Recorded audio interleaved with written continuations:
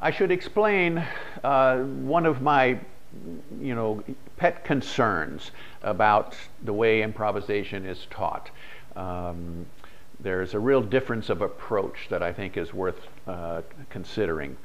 A lot of books about improvisation and a lot of ways teachers go about it are based on learning familiar jazz phrases and playing them over and over in all keys. In fact, a lot of jazz books are in fact sort of page after page of exercises that are made up of a familiar jazz lick, jazz phrase, cliche kind of phrase that we're used to hearing.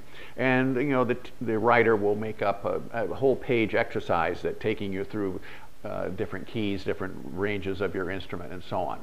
The idea being that you will become fluent at playing these jazz-like phrases and sound like a jazz musician.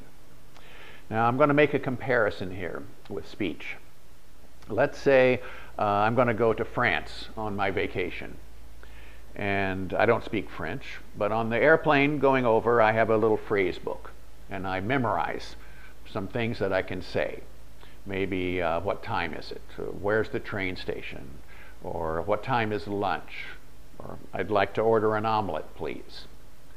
Okay, so now imagine that I'm sitting in my Paris cafe and somebody walks by and they hear me say to the waiter, "I'd like to have an omelet, please," in French. Now for a moment, that person might think, oh, he speaks French. But think about it. I can't tell a story in French. I can't make a joke. I can't discuss politics or philosophy.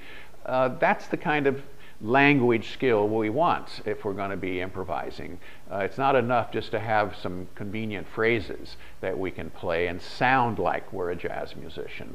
That's not it. It doesn't work just to sound like you're improvising. You actually have to be able to improvise, which means we need to understand the process and develop the skills and the tools that make that possible.